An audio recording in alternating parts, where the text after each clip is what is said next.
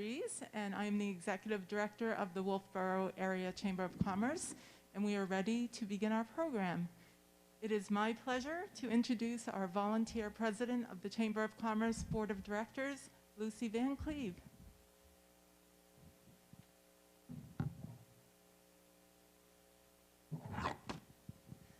All right, good evening, everyone, and thank you all for coming. My name is Lucy Van Cleve, and I am a real estate agent with Berkshire Hathaway Barani in downtown Wolfeboro. And as Mary said, I'm the president of the chamber this year, which is very exciting. So I wanted to thank all of our candidates for coming this evening and participating in the event today. And we're very grateful to the Governor Wentworth Regional School District for allowing us to use the Arts Center so we can all social distance properly and be comfortable while being here. The Chamber of Commerce is excited and thankful for our supporting businesses this evening who helped with this evening's program. Eastern Propane and Oil, they have a location in downtown Wolfeboro, and also Hunter's Shop and Save, also downtown Wolfeboro. So those are our supporting businesses. And most importantly, we'd like to thank Randy Walker for being our moderator this evening. He's done it for many years, and you run a good show, Randy. So with this, I'll leave it up to you. Thank you, Lucy. Thank you all for coming. As Lucy mentioned, this is sponsored tonight by the Wolfeboro Area Chamber of Commerce, and I'd also like to thank Mary DeVries, who is our perennial and effervescent Executive Director, and she put all this together this evening. My name's Randy Walker. I'll be serving as your moderator this evening. For the record, every candidate that was running in a contested election was invited to come, and all but one signed up. But Tim Eldridge is unable to come this evening. I'll read a prepared statement for him. Otherwise, all the other candidates, all 11, are here this evening. There are 6 people running for 2 selectmen spots that are being vacated by Paul O'Brien and Dave Bowers. We want to thank them for their service. And I'll introduce those 6, which are you all left up here on the stage in alphabetical order. And if you'd raise your hand when I call your name, we have Bobby Budman, Audrey Klein, Tim Cronin, Brian Deshays, Luke Freudenberg, and Jody Person. We also have 2 people running for 1 police commission position, which is being vacated by the late Joe Balboni, and that's Tom Bell and Sean Coop. We also have 2 people running for the school board position. It's the at-large position that's currently held by Tim Eldridge and Steve Johnson, who's on your right down in the pit here. Steve, you put your hand up. He's running for that position. We also have 2 people running for the New Durham slot that's being vacated by Julianne Cardinal, and that's Jason Hills and Stephanie King. And for those of you that are unfamiliar with how the school district election works, the school district is comprised of 6 towns: Brookfield, Effingham, New Durham, Tuftonboro, Ossipee, and Wolfeboro. And each town has 1 representative, and then there's 3 school board members that serve at large for a total of 9 on the board. So even though we have 2 people running from New Durham, all 6 towns get to vote for them, which is why we in Wolfeboro invited them this evening, so that we can, because we will be voting on that position. Members of the chamber were invited to submit questions and did submit questions, a number of which I'll read this evening. If anybody in the audience has a question that they'd like to ask, if we have time at the end, we will try to fit that in, but generally it's difficult to do. The primary purpose of the meeting this evening is to provide the candidates with an opportunity to tell us about themselves and their positions on various articles. I'd like to thank all the candidates for expressing a desire to run and a desire to serve. And for those of you that are not successful, I encourage you to run next year, and there's plenty of committees and other ways that you can serve if you're not elected this year. This event is being televised, and so I ask that anybody that does speak need to speak into the microphone so that those at home that are watching can hear you clearly. For those of you that have cell phones, this would be a great time to take them out, make sure that they're turned off. And as far as the format is concerned, we're basically going to follow 5 simple rules, which are the rules we've had in the past. Number 1, each candidate will be given a few minutes to introduce themselves, tell us about their positions on various issues that they may be passionate about. Number two, this is not a debate. The purpose of tonight's meeting is to have a civil, neighborly, friendly, collegial exchange of ideas, and we all come in as friends, and I'd like us all to leave as friends at the backside. All questions that are asked to any one candidate will be able to be answered by all the candidates. So, for example, if we ask one question to one of the selectmen, the other 5 will similarly be given an opportunity to answer that exact same question. And if you would like to respond to an answer that another candidate provided, just raise your hand after everybody's finished, and we'll give you an opportunity to respond. Number 4, if you would like to, or 5, I should say, after about an hour and 20 minutes of questions, we'll provide everybody with an opportunity to make some closing remarks for a minute or two to sort of sum up their position. And then finally, Election Day is on March 9th. The polls here in Wolfeboro will be open from 8 in the morning to 7 at night. It's a long day for those of us that work there, and any cooperation you can provide us would be greatly appreciated. So let's start with the introductions of the candidates. And we're going to start with the school board, and I'm going to read a statement by Tim Eldridge, and that's the last we'll hear from Tim tonight. So Tim writes this letter. Hello, I'm Timothy Eldridge from Effingham. I'm currently a school board member at large for the Governor Wentworth Regional School District. I would first like to apologize that I was not able to make this forum tonight to speak in person, but since it's school vacation and I have a child in the district, we're away this week enjoying some family time. Second, I would truly like to thank the voters for their past support they've given me and the opportunity to serve as a school board member. A little about myself. I grew up in Ossipee, attending Ossipee Central School, and moving on to the Kingswood Middle School, and later graduating from the Kingswood High School in 1996. I also attended and graduated the Mount Ida College with a degree in mortuary science. My family and I have lived in Effingham for the past 23 years. I currently work for SAU 64 as their transportation coordinator and for Lord Funeral Home as an apprentice funeral director. I've also owned and operated my own school bus transportation business for the last 10 years, whereas I assist school districts in the area with their out-of-district transportation needs as well as their regular school bus transportation. I've also served several terms as selectman and currently serve on the budget committee for the town of Effingham. I've served as the immediate past president for the New Hampshire School Transportation Association. As far as being on the Governor Wentworth Regional School Board, I would have to say this past year has certainly been the hardest challenge since I was voted on the board. When I first ran for this position, I had no hidden agendas or really even know what I was in for. Currently, I still do not have an agenda except the balance of a great education for the students of our district and keeping a tax rate within reason for the residents of the district. This year, it seems very difficult to continue with the regular business of the district, such as the policies, educational programming, and other items which would come before the board because of COVID-19. Certainly for myself, I'm sure other board members have ended up having many sleepless nights, not sure what is the right answer for having our schools reopening or staying in the hybrid. Finding the balance between keeping our students and staff safe while at school, but knowing the importance of having our students in school receiving a quality education. I'm certainly hoping that the board and school officials can find the balance and have our students back in school in a full-time setting.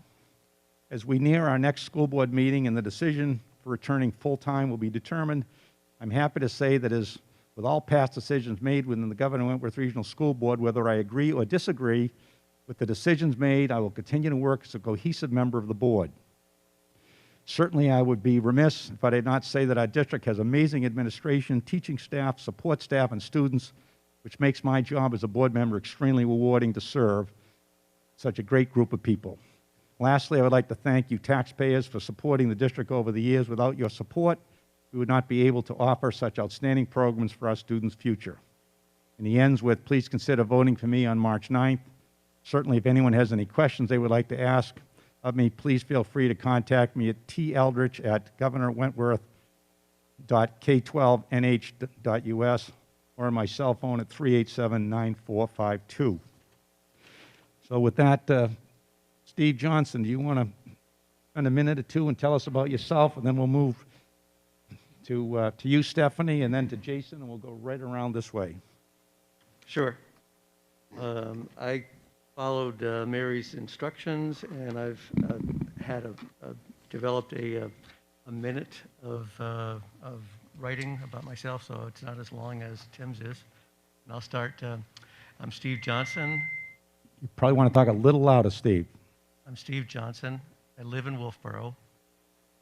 I'm running for Governor Wentworth School Board member at large position.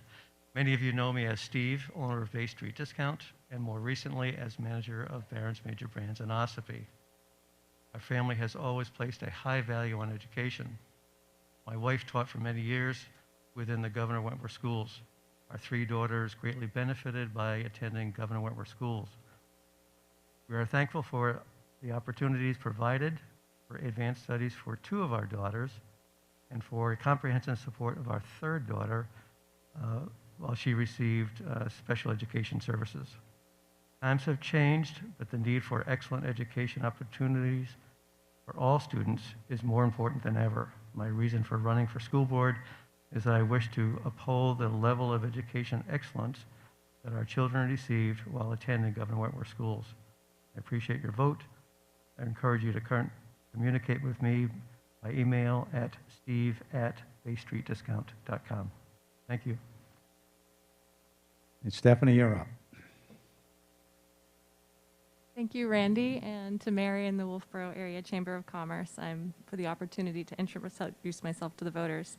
I'm Stephanie King. I've been a homeowner in New Durham for 12 years, and in that time, I've come to love my community and these schools very much. Personally, I'm a parent of 2 students in the district, and I understand the challenges of traumatic loss, grief, and solo parenting through the COVID-19 pandemic firsthand. Professionally, public education has always been the center of my life work. I have spent my career working with school-aged youth and school faculties as a high school English teacher, an education researcher, graduate instructor, and supervisor of teacher candidates. Currently, I'm a full-time PhD student in education at UNH and an advisory member of the Children's Behavioral Health Collaborative. I'm driven by my beliefs that the mental health of students and faculty is a prerequisite to academic excellence, and that all students can thrive if given the right combination of supports. I want voters to know that personally and professionally, I'm attentive to the competing perspectives on the issue of reopening schools, and as a researcher, I'm committed to ethical, data-driven decision-making and best practices to support student success. Thank you. Jason. Good evening. My name is Jason Hills, and I am running for the New Durham Governor Wentworth Regional School Board seat. I've lived in New Durham for over 15 years and have worked in education for close to 20.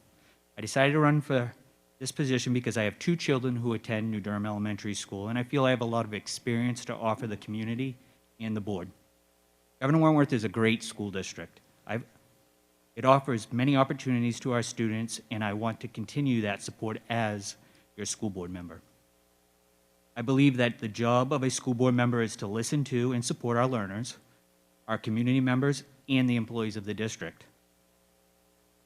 I believe that decisions need to be based on what is best for our students and how we as a community can help them reach their educational goals. Schools and staff were amazing in transforming overnight without much planning to offer instruction to remote learners when the pandemic started. But I believe that many learners have fallen behind due to the pandemic. And as a board member, my priority is to support our schools and educators in developing a plan and measurable goals to have our learners reach their educational targets, to gain the knowledge lost during the pandemic. Please consider voting for me, Jason Hills.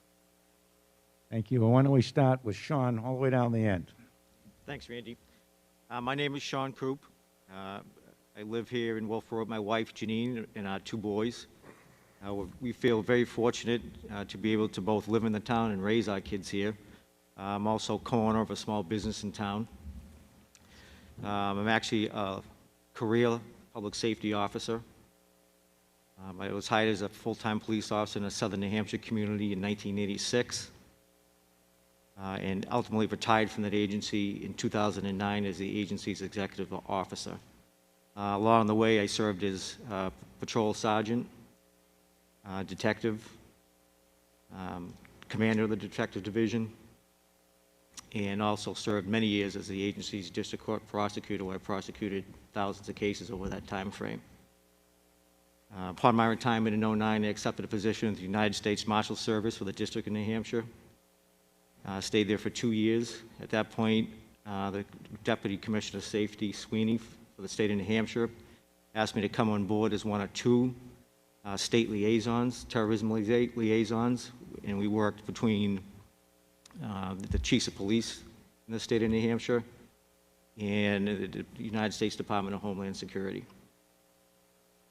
I thank everyone for this opportunity to be here, and I look forward to answering any further questions tonight. Tom?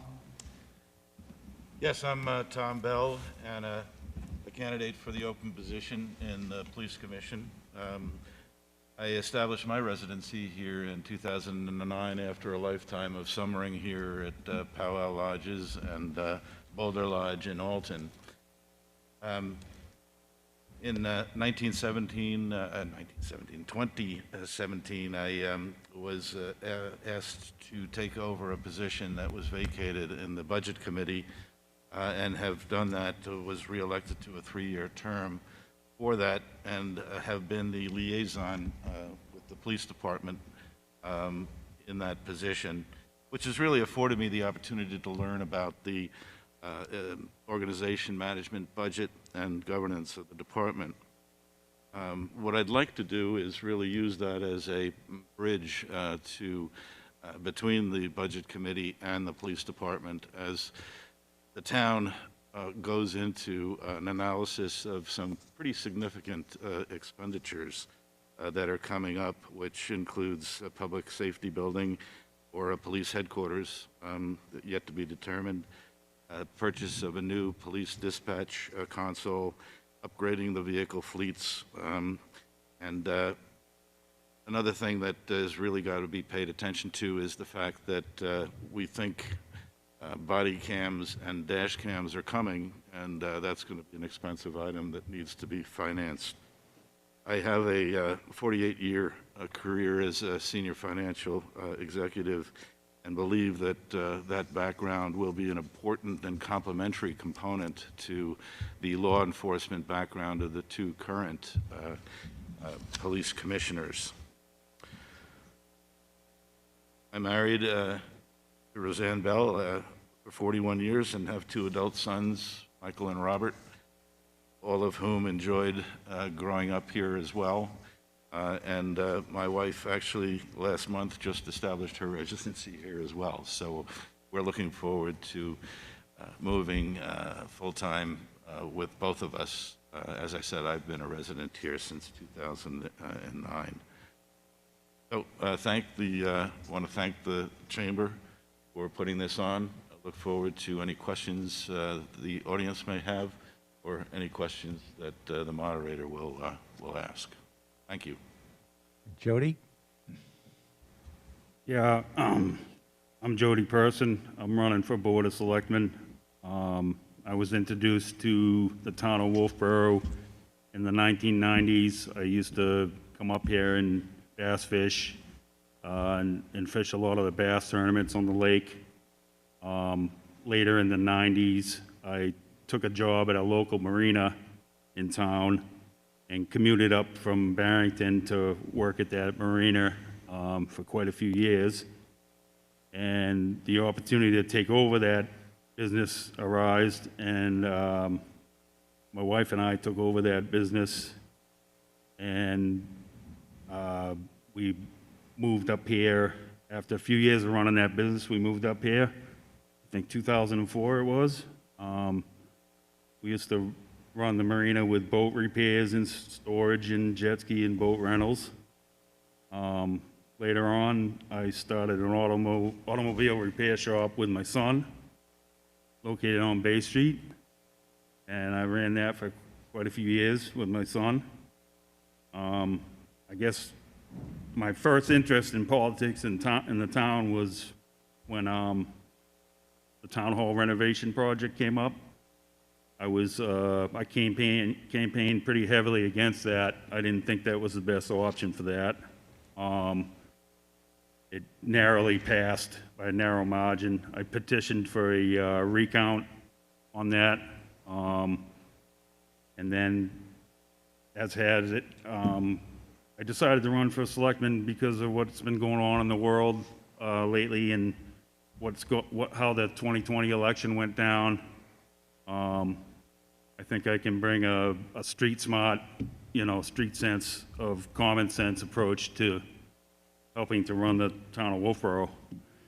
And I look forward to taking any of your questions tonight. Thanks. Thank you. Luke?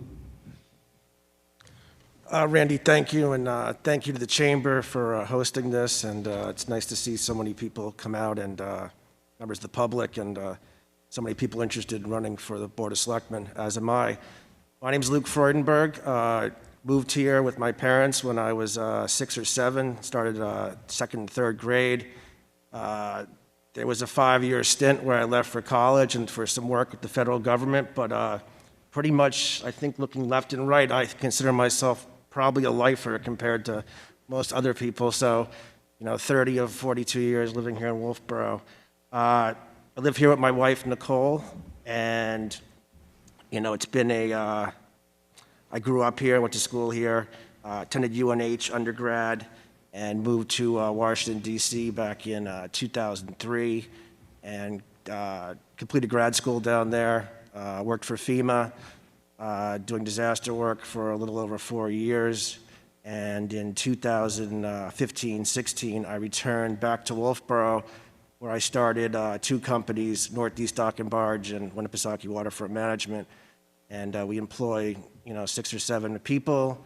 It's been a great 15 years doing that. The marine industry has been growing. The construction industry in this area has been growing. So that's been great. I served on the Board of Selectmen for 3 years. It was an honor and a privilege. I was able to sit as chair for a year. I was also able to sit as the liaison for the Budget Committee, Conservation Committee, and the Police Commission for a year. I currently serve on the Zoning Board of Adjustment for the past 3 years. Once again, it's a great opportunity and has broadened my horizon. I feel that having my past experience and my background, I can hit the ground running on day one. Certainly interesting times in our country and the world, and I feel like the leadership and the skills that I bring to the table will definitely benefit the board. Thank you for coming out.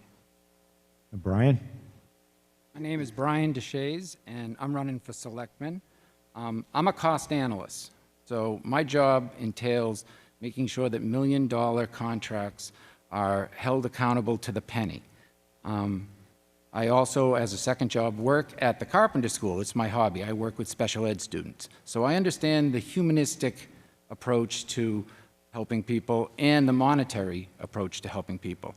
I'm fiscally conservative, and I have a lot of positive reasons for running. I've heard through the town sometimes people aren't sure why town projects are undertaken. Usually when you delve into it, you find that there's a positive reason that the town is taking on a $1.3 million fire ladder truck or other projects that need to be done. I think we need to have a little bit more transparency between the citizens of town who don't have a lot of time to keep themselves up to date by going to the committee meetings and watching the deliberative session for 4 hours on TV. And we need to have a little bit more transparency so they're a little bit more comfortable with the money that they spend on their taxes. I have a life of community service. I was a town meeting representative when I was 23 years old. I sat on actually chaired a kindergarten committee in Newton, New Hampshire for the Sanborn Regional School District and was on the building committee to build a new high school. We built our high school. It was budgeted at $27 million. We came in at $24 million. Again, money is important. I've been very environmentally conscious my whole life. We worked for the Loon Conservation Commission for years, and currently I help with Sewell Woods behind my house, working with Lakes Region Conservation Trust. We raised our 2 boys in Wolfeboro. They're both graduates of Kingswood. They've gone on, one to UNH and one to St. Anselm's, and they've had successful college careers. I believe that I can do a good job for the citizens of Wolfeboro. I work remotely in my job as a cost analyst. I'm always in town. I shop in town only, and if I can't be found at my home, I can be found at the Carpenter School. I'm affectionately known as Mr. D by staff and students. So if anybody is interested and they want to call me and find out anything about me, my phone number is 998-3792, and my email address is bsdeshays@gmail.com, and I will answer my phone night or day. Thank you very much. Thank you. Tim? Hi, my name is Tim Cronin, and I'm running for the Board of Selectmen and the Zoning Board of Adjustment. My work experience was in the paper industry for 28 years in sales, forecasting, customer relations, budgets, direct sales reports, marketing, and responsible for selling and managing 1 million tons of paper a year. My life of volunteering started 26 years ago in Newtown and Sandy Hook, Connecticut, on the zoning board. When I retired and moved to Wolfeboro with 21 years in zoning, immediately started to volunteer here.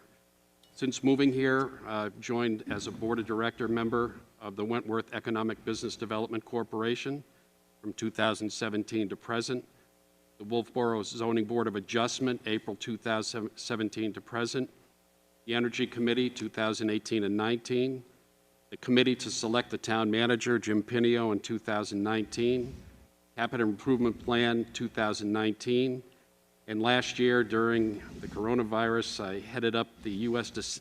Decennial Census and supervised 30 workers in North Carroll County.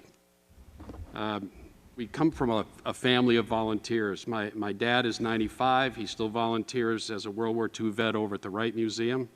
And my wife volunteers as the bookkeeper for 68 Hours of Hunger and also packs food for them. Several weeks ago, I was asked to join a Zoom meeting here in town, and it was a group of people that wanted to get to know me. And what I found from that is I actually got to know them quite a bit, asking questions about what are the items that really turn around and make them interested in getting more involved in the town. It was taxes, beach access, and one big issue was the cyanobacteria issue that we're facing. When attending meetings, I arrive open-minded. I do not I arrive with a predetermined outcome, and I listen to both sides of the meeting before making a decision. I ask for your vote twice for the Board of Selectmen, and then pull another lever for the continuing on the Zoning Board of Adjustment, and I thank you for the opportunity. Audrey? Hi, my name is Audrey Klein, running for Board of Selectmen. The 30 years I've been here, I noticed in the last 5 years or so, Wolfeboro has undergone some pretty significant changes, positive ones, and then the last year we have a lot of issues that are coming our way and challenges that we need to meet. And one of my very important things is I would like to make sure that the public has the opportunity to voice their opinions and have everybody be heard, have the ability for everybody to listen to everybody else's comments, and that has to do with being able to get that information out to citizens and have them be able to participate in all the issues. I think that differing opinions are good, and we can come to consensus on various projects that come into the town, and that is primarily why I would like to run for selectman, to promote that type of atmosphere.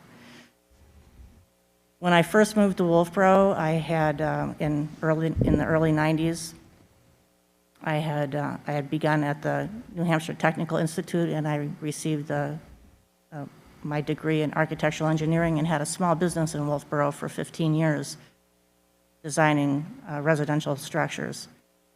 After that, I was hired into the building department at the Wolfeboro Town Hall, and I worked there for 8 years. And I really enjoyed and enjoy working in a public position. I would like to continue to do that with all these issues that are facing Wolfeboro in the future. And Bobby? you, Randy. Thank you, Chamber. Thank you, Mary. I don't know where you went. Thank you, GWRSD, for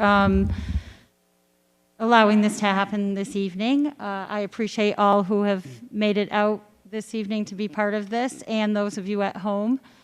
My name is Bobby Budman, and my family and I, we live out in Raccoon Borough, which most of you probably call it Pleasant Valley. Why am I committing myself to serving our town for the next 3 years? I want to serve our town, our citizens, and I want to be there to help our civil servants so they can do their best job for all of us. So some of the reasons that I want to step forward, one is families. We have over 2,000 children in our Wolfeboro schools. One of them actually is my son. He's a junior at Kingswood. The second reason is water and conservation. Our town and our small businesses thrive and rely on us keeping our water and our conservation and our preservation and our natural resources clean and safe and accessible to everybody. 3, our Wolfeboro heritage. It is imperative that we hold our culture and we hold our history as we're moving forward and we make decisions in the future. And 4, transparency and accessibility. Our town government needs to be easily accessible to everybody, to all our citizens. All our citizens should be engaged and have the ability to engage. I'll post more of my background on Facebook, and I'll answer extensively any questions that should arise tonight that we don't have time to answer on my Facebook page, Budman for Selectmen. Thank you, and I hope to see you on March 9th out voting. All right, thank you, everyone. And now we'll start with the questions, and we'll start off with a question to the selectmen. And Jody, we'll probably start with you and work right to left as we go down. So the first question, you'll start off, and the question is this. Article 35, which is a petitioned warrant article regarding the use of Brewster Beach. Essentially, that article was sent to the Board of Selectmen to study so that you'll be able to make a decision on how you want to proceed forward. The thrust of that was that the town beaches, which are the Albee Beach, and Kerry Beach, and Brewster Beach, are all getting heavily used, and a lot of people believe overused. In the last few years, we've restricted the use of Albee Beach and Kerry Beach, which has caused some traffic to go to the Brewster Beach, which we rent from Brewster Academy for $1 a year. That increased traffic has caused problems from the neighbor's perspective, and a lot of Clark Road residents have objected. More importantly, Brewster itself, which has made it very clear that it wants to be a good neighbor in the community and serve the community, but it equally has expressed concerns regarding the use of Brewster Beach. Some say that we're a tourist community and that we invite people to come in and spend their money and our beaches should be wide open. Others feel that the beaches should be restricted to just residents, taxpayers, and people that use our hotels or Airbnbs. Others will point out that we have a state beach on Lake Wentworth that you can use for a fee. So the question is what's your position regarding beach usage? Should it be open, closed? And Jody, we'll start off with you.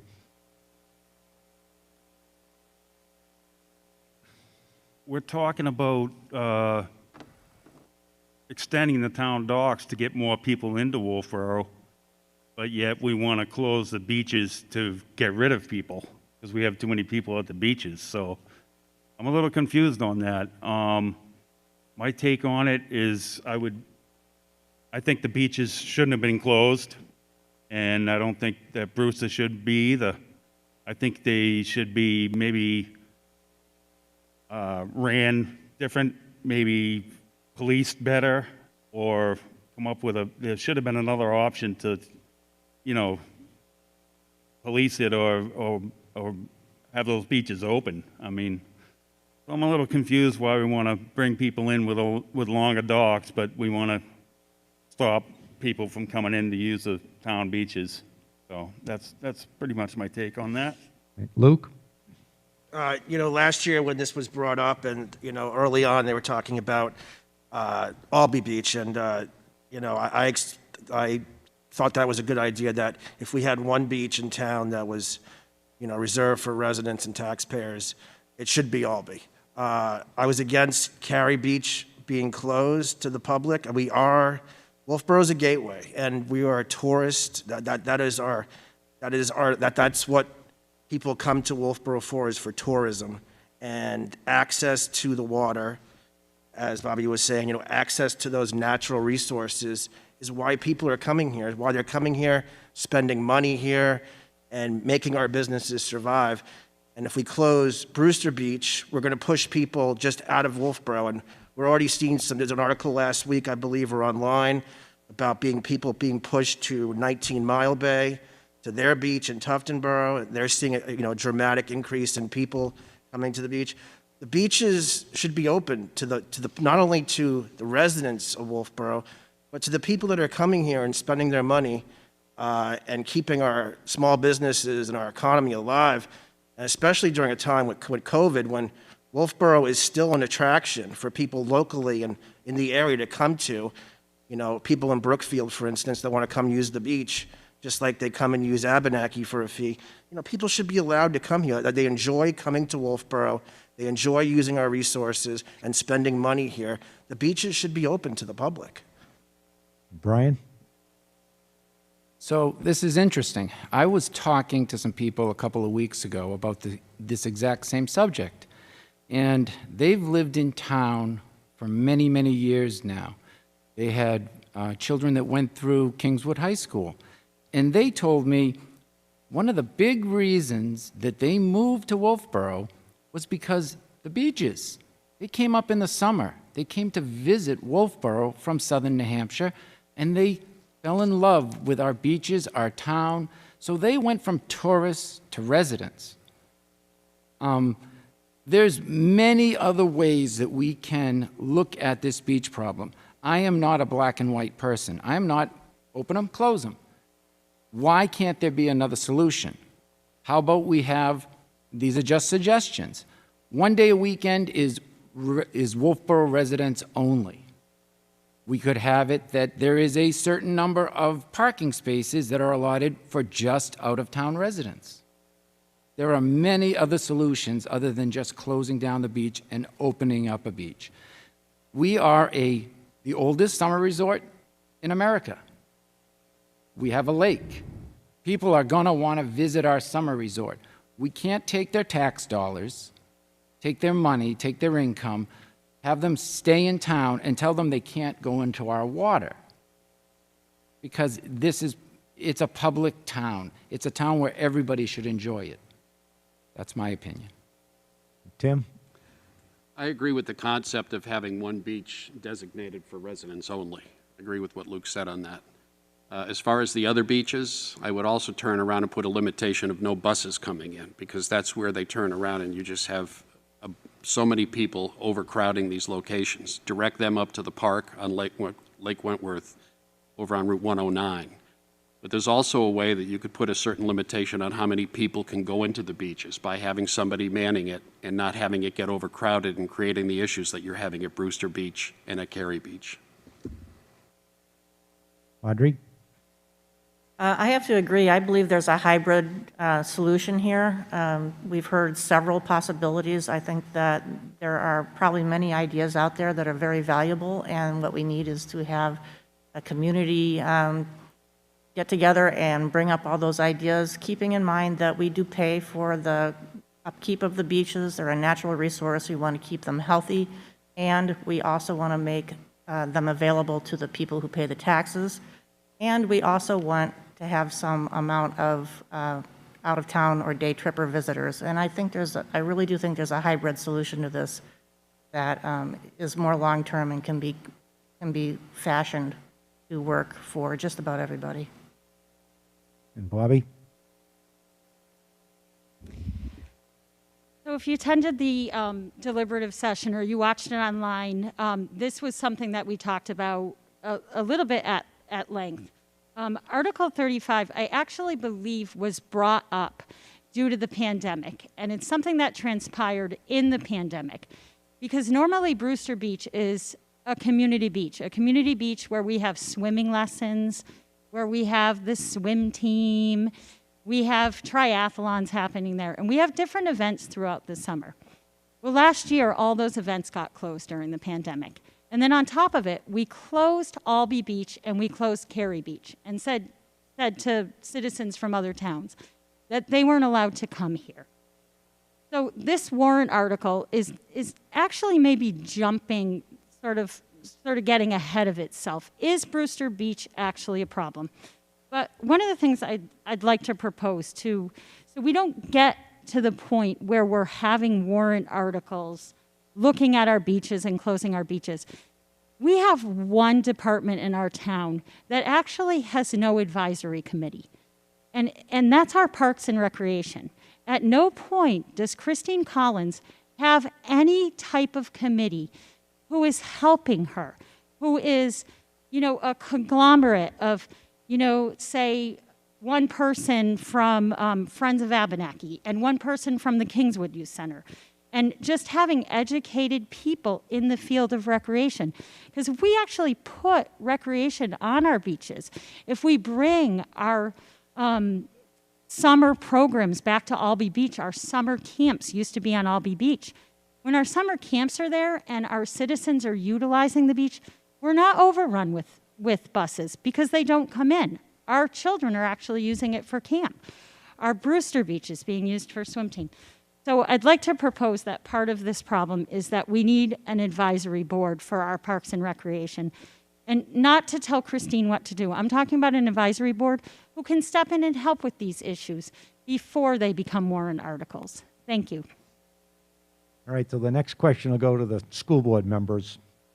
So this past year, the school is closed and then opened on a hybrid model. Lead article in the Manchester Union Leader last week said the governor wants the schools open, and that article suggested that 5% of New Hampshire schools were fully remote, 30% were full-time, and 65% were in the hybrid model. Some teachers and unions have suggested that the schools should not be open because they have not been vaccinated yet. The governor responded that the CDC does not require that. If you're elected to the school board, what do you think we should do with the schools? And going back with a little bit of hindsight, what would you have done starting in March during the past year? Would you have kept the schools open/closed like the school board did for the past year, or would you do something differently? And Jason, why don't we start with you and work from left to right?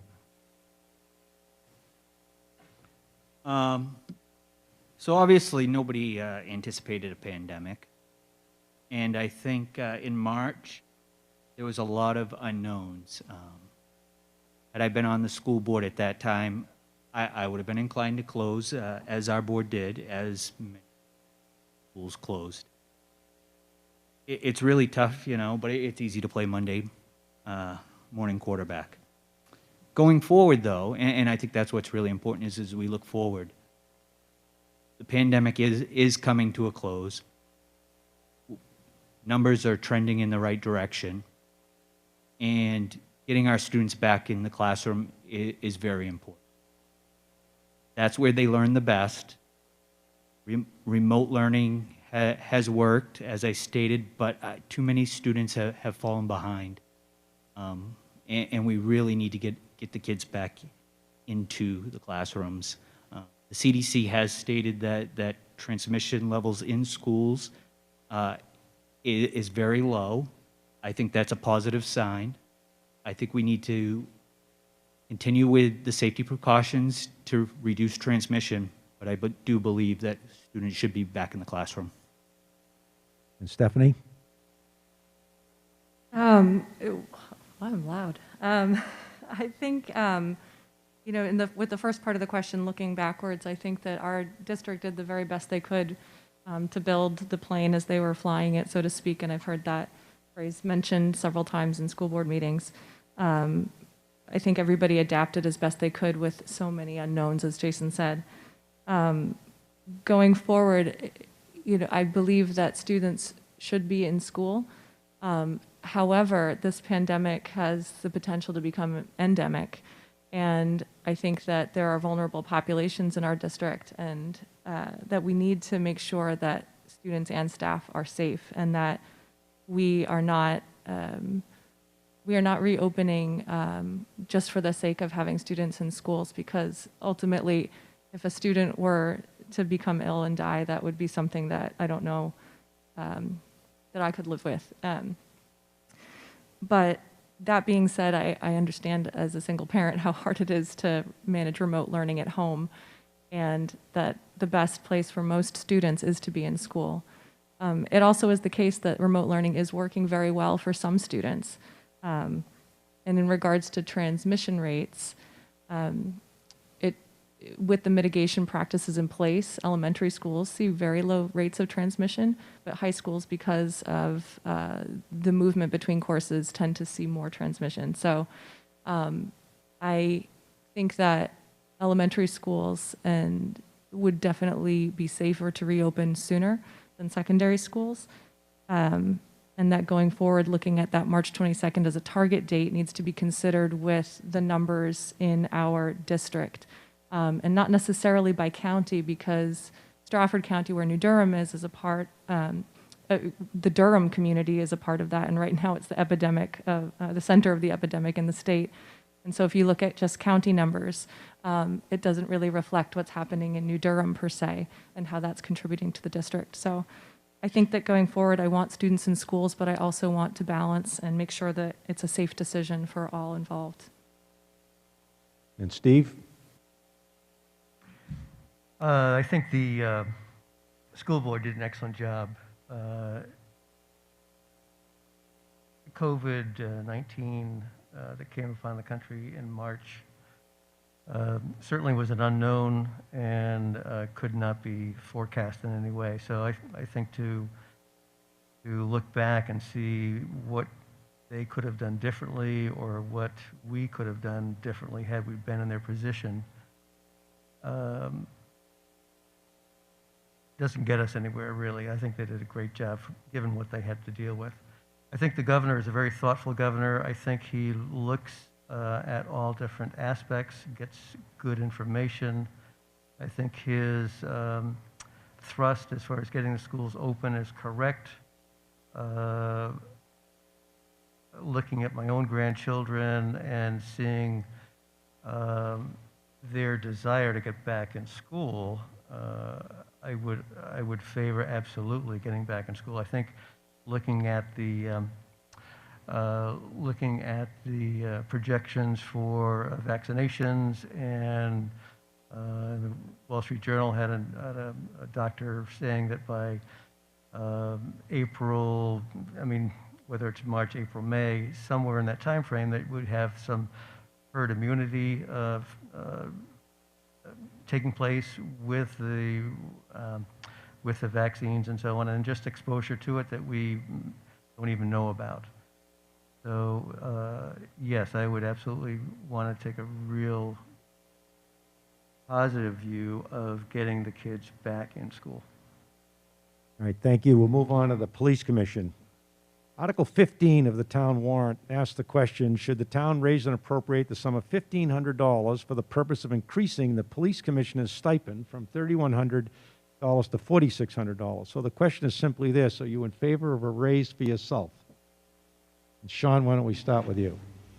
I am not in favor of the warrant article, no. That was quick. Tom?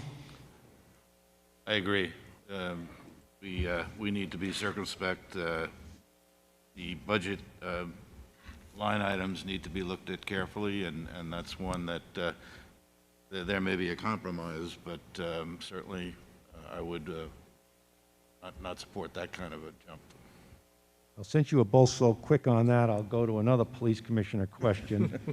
Article 23 talks about the police vehicle purchase.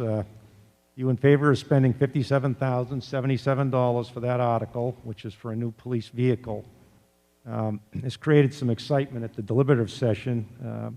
The chief indicated, I believe, that there were 8 cruisers in the fleet right now, that this would make 9 if it's voted for, that he plans on coming back next year for a 10th cruiser, and the following year for an 11th cruiser, for a fleet of 11. Someone in the Budget Committee suggested that was too many, and that used Conway as a comparison. It said Conway had 24 officers with only 12 cruisers. Regardless of the facts, what do you think that the size of the police fleet should be? Why don't we start with you, Tom? I'll start with that one. The fleet needs to be sufficient to meet the demand. I've heard stories where individuals have to take their personal vehicles to the station and pick up a cruiser. That's not ideal. Not that they have to bring them home every time, but if somebody's on call, they really need to have an emergency vehicle that they can use to get to calls. The size of the fleet has diminished when you look at it compared to prior decades, and the numbers on the force here now. We do need more cruisers, arguably between 10 or 11, but the money for these are estimated to last close to a decade each. And with the hybrid nature of the vehicles that are being purchased now, the longevity may even eclipse that. But this is something that needs more scrutiny, but I can assure you we need more cruisers than we have right now. And Sean? Thanks, Randy. Being someone that's fiscally conservative, that's an issue that I take great interest in. I know that Chief Rondo has a history of being very prudent with the use of the cars, that he often runs them, up to 10 years of use in excess of 100,000 miles. The reliability of those vehicles, the safety of those vehicles are very important, not just to the officers that use them, but to everybody else. And it's easy to, sit back and look at it and say, well, is 10 enough? Is 11 enough? Often you might have 1 or 2 vehicles that are down, they're out being serviced. And it's not uncommon to have, 5 or 10% of your fleet down at any one given time, especially when you're running vehicles in excess of 100,000 miles. I've always been a big proponent of exhausting all remedies. I would certainly, if I'm fortunate, become a member of the commission. I would look at purchase. I would want to look at current lease prices for 2, 4, 7, maybe 10-year terms, whatever that may be. I think that's something that should be looked at to see if there could be some cost savings there. And also when, I was involved in running in the agency I was with, we planned for cruiser purchases because it's such a major purchase. It's a lot of money when you look at, $55,000 a vehicle times 10. You're talking, over $500,000. We would plan those purchases over a 5 or 10-year period. And it may seem funny, but we actually would, at one point, would replace our vehicles at 1.5 cars per year. We just didn't have the justification for 2 vehicles, and 1 wasn't quite enough. And so I think that's something that I would look at. I would advocate, and I've actually spoken to the chief about this recently, and I know he is thinking fiscally conservative for us, but also, being cautious when it comes to safety and reliability. And that's something, again, in closing, I would want to look at, this over a long term, not just look at how many vehicles we need every year, but over a 5 or 10-year period. And also look at the lease options also. Tom, you want to respond?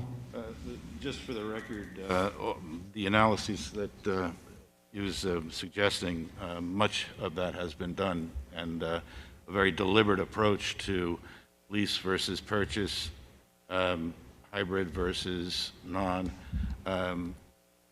four-wheel versus all-wheel versus two-wheel. Those analyses are live and being done as part of the whole budget process, very, very fiscally conservatively. All right, next question's for the selectmen, and Luke, you'll be the first one up on this.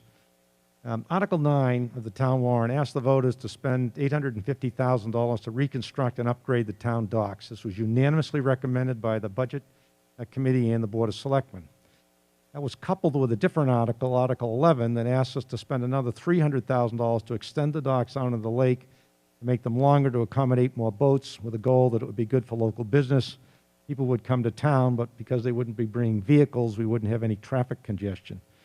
Others on the Budget Committee suggested that we maybe should wait a year before the extension was discussed. So what's your position on the dock upgrades and the extension? And Luke, you'll be up first, and we'll go left, right to left. Thank you, Randy, and thanks for the question. I want to say it was five or 6 years ago when I was on the board that we met at the Wolfeboro Inn and with members of the public and started looking at the entire downtown dock area and what could be done down there to revitalize, that gateway of as an entrance to Wolfeboro. People coming in by boat. And I was actually talking to Jody here next to me before the meeting, and there was a postcard that was printed, was on Facebook yesterday. It was an old picture from looking across from the post office to the town docks, and it was obviously fewer buildings back then when the picture was taken, and you could just see the amount of people standing down there on the docks waiting. Mount Washington was coming in, and that town dock area is really the gateway. It's one of the gateways where people, their first entrance, their first glimpse of Wolfeboro or the lake is when they come down Main Street and make that sharp left-hand turn, that sharp right-hand turn between those buildings, and that expanse of Wolfeboro Bay, opens up, and that could be someone's first glimpse of the lake, or vice versa, somebody coming in from Meredith on a boat for the first time or on the Mount Washington pulls into Wolfeboro Bay and sees our beautiful dockside restaurant and all the pavement and all the work we've done down there. And we have this dock system that allows, X amount of boats to come in, and was redone, at some time in the 90s. And it's time, it's aged, and it's something the town's been looking at for 5 or 6 years now. And it really is our gateway. Now, when it comes to expansion, it was a great article last week. The EDC supports the expansion. They by quantitatively, by looking at the numbers and how many more boats the docks can serve if they're extended, that's going to bring more revenue into Wolfeboro. And like it or not, boats are getting bigger and bigger and bigger. So that 21-foot boat that was common 10 years ago is now a 25-foot boat. So those spaces are getting smaller and smaller. And, it would be good to have the expanded access to the docks, allow more people to come to Wolfeboro, to frequent our businesses, and that whole project, that whole dockside project with the new bathrooms that are now heated, that can be used in the winter, and all the stamped concrete and the rehabilitation of dockside restaurant, and finally the docks and the parking lot, that's going to all come together to that gateway. And that's going to be people's first glimpse of Wolfeboro. It's going to be spectacular when it's all done. Brian? I just wanted to, mention something about the beach discussion just quickly. The beach discussion has been going on for longer than just the pandemic. The pandemic did exacerbate things. However, I know that even the Children's Center had to change their location for their swim days from Albee to Cary because of issues of crowding and other things. So why the warrant article may be premature, may not be, it has been an ongoing issue. Also, with regards to the docks, okay, I talked to the EDC about their report. I asked them, where did you get these numbers? They said they went to the Tourism Bureau. They couldn't find any numbers. They went to the New Hampshire Department of Revenue. They couldn't find any numbers. They went to the New Hampshire Chamber of Commerce. They couldn't find any numbers. I said, so where did these numbers come from? They said, well, we figured that the docks are busiest on weekends and holidays from 11 till 6. And they said we use 92 days in the summer, which works out to 13.1 weeks. And they said, so we figured weekends and holidays, 39 days. I put the numbers together and I said, well, that's not 39 days, that's 31 days. And I said, So where did you get the number of people in the boat? Well, we chose 2. And where did you get how much that they spent? Well, we chose 100. And I said, and so you're saying they stay how long? 2 hours. Well, how do you know that? We figured that's about how long they stay. And I said, okay. Now, question, how many boats get turned away then? They said, we're not sure. I said, did anybody go down with clipboards, sit, spend a day having a picnic? Count how many boats turned away when slips were completely full. Not that they turned away because they couldn't dock, didn't know how to, were afraid to, but there was actually no slips. They said, no, we didn't. I said, okay. Well, if you do the numbers, I said, if you go by your 39 days, that means 2,300 boats on the weekends get turned away from the town docks during your 39-day period. Oh, and by the way, it's only 31 days, so that's an awful lot of boats to be turned away. It's kind of unusual that somebody wouldn't just spend a couple days, take a look, see what's happening. Do it on the busiest weekends of the summer. Do it in August when it's not as busy. So that's one thing. I also called Ty and Bond, and I asked them about the repairs and everything. And they said, did you read the report? I said, yeah, I read the report. They said, you need immediate repairs, you need 2 to 5 year repairs, you need 10-year repairs, you need 25-year repairs. I said, okay.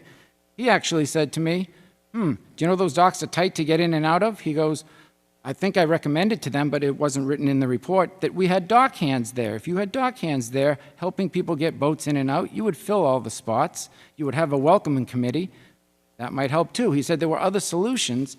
He said, but some of them fell on deaf ears. So there's more behind the docks when you look at the docks and you look at what's happening there. There will be a benefit to the town. The docks are in need of repair. That is understandable. But does it have to be done all at once? Can it be a 1-year, 2-year, 5-year plan, a 1-year, 5-year, 10-year plan? I haven't been at every meeting. I haven't been behind closed doors, but if I'm selectman, I'll make sure that I know exactly what's happening and why. And I'll make it available to the citizens of town. Thanks. Thank you. Tim? I'm in favor of the repairs that are taking place now. I believe that it's something very important for safety reasons. And as far as the expansion of the docks, I fully believe that that should be done. If it cannot be done all at once, split it into two different years, 2 docks 1 year, 2 the next year. I keep my boat down in Meredith, down in Meredith Neck. It's always a nice ride to come up and go through Wolfeboro Bay and just see what's going on there and watch the city I live in from the water. And there's always boats waiting out there. And those are boats that if they don't get in, they just turn around and go somewhere else. That affects the income for the merchants that are downtown. And I think by adding that, I kind of like the idea you had about deckhands. That's a great idea. But they definitely need to do something with the expansion to accept more people coming in. All right, Audrey, we'll go around. Hi, yes, I think our public spaces, our public buildings, they're the face of who we are in Wolfeboro, both who we are to the people who are visiting and who we are to ourselves, and that we should maintain them well, and when we can, improve them always. They're a resource. And so I am in favor of the maintenance, and I believe that the extension is a positive as well. Bobby? So I think we can all agree on Article 9 that I think everybody up here said they were for repairing the docks. Very important for our town. I'll be honest, Article 11 is a little tougher for me to decide on, and I actually haven't even made my decision yet on Article 11. One of the big keys about the article is if we're following our master plan. Article 11 appears in our master plan, let's see, 1, 2, 3, 4, 5, 6 or 7 times to extend our dock. So for me, that jumping off point of, okay, we have this master plan, we're looking forward to the future, we're trying to figure out where we want our town to go. Our small businesses and our businesses downtown obviously need the more business coming in. We don't want to turn anyone away. However, when I talk to boaters who come here, just because, like I said, this is a little bit hard for me, so I reached out to a couple boating clubs. One of the things we have coming up this summer is Alton is adding 200 more slips down into Alton. So we're going to have a little bit more boat traffic coming in from Alton already. But just to answer Brian, we have 70,000 boats registered on the lake, 70,000.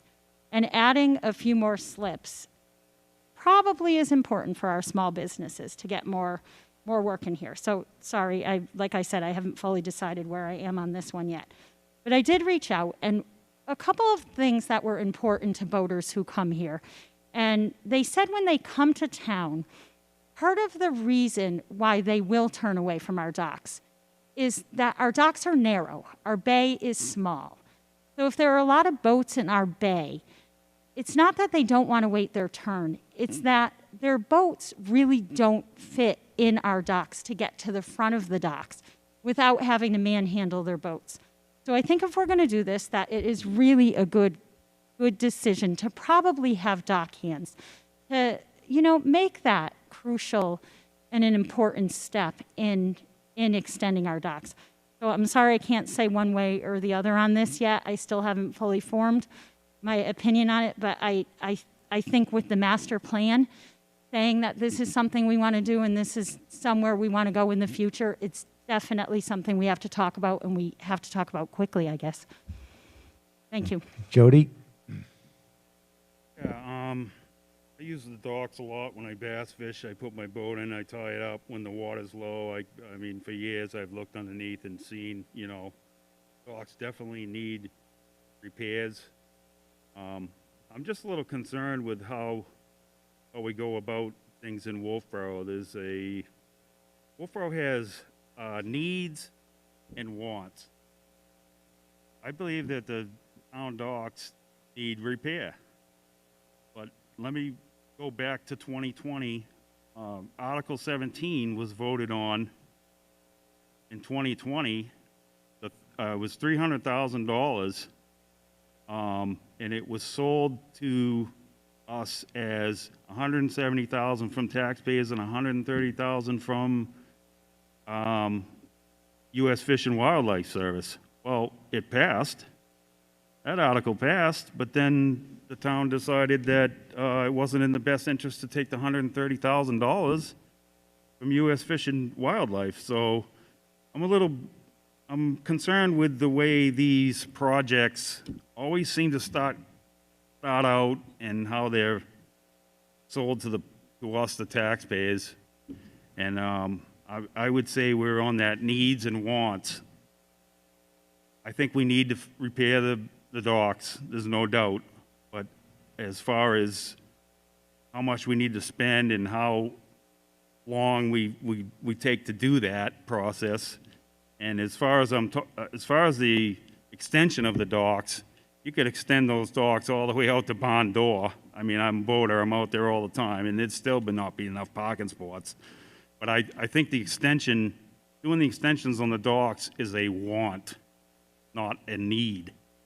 I think it's just a want, and I think that's something that Wolfeboro has a problem with, needs and wants. And, there's a lot of taxpayers in this town that they pay taxes. They've never even walked on the docks their whole life. They've lived here, and there's a lot of people hurting. We're going through real tough times.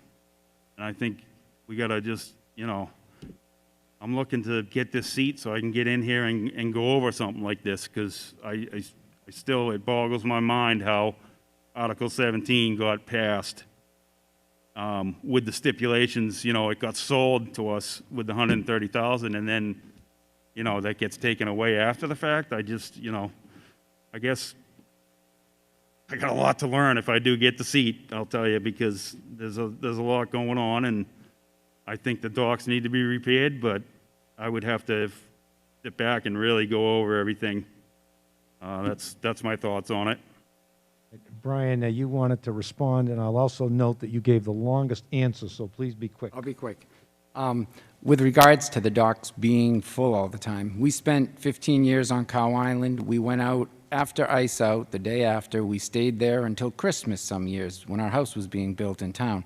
And I took my boys to school, to Cub Scouts, to football, to baseball, did all my shopping, all from Cow Island. I on one hand was the amount of times that I got turned away from the Wolfeboro docks. Now, maybe I was smart and I didn't go at noon on 4th of July Saturday, but they're not completely crowded every day all summer. All right, on to the school board. With declining enrollments, is basically going to be the thrust of the question.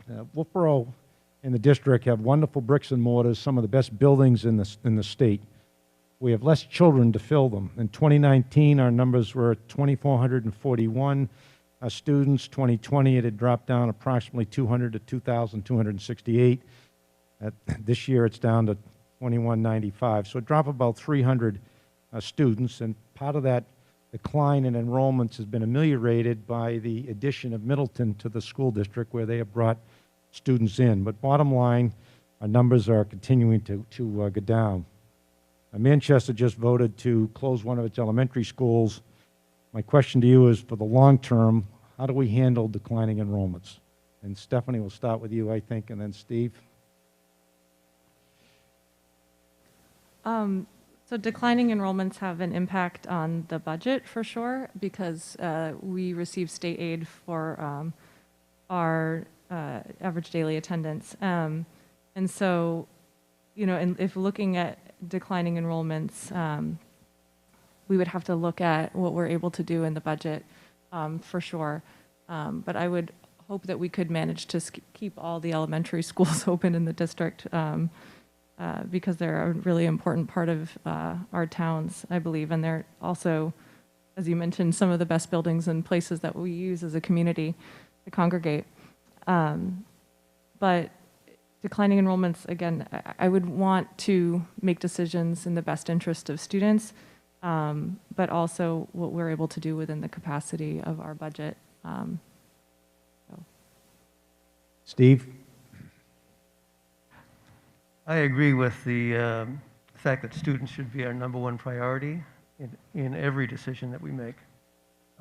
If in fact the trend is a declining enrollment, in the short term that actually may be a benefit to students, because the ratio of teacher to pupil would get smaller. So it may be a short-term benefit to the student.